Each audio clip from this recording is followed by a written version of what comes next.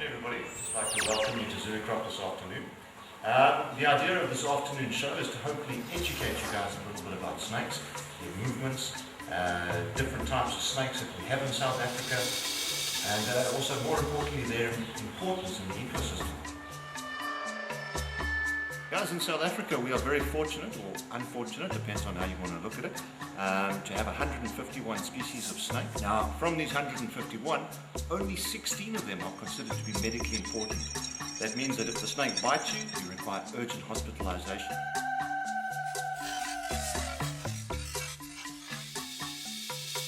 What I have around my neck is a red-tailed boa. He's actually my favorite snake around here, and I've been working with this snake ever since the beginning of this park.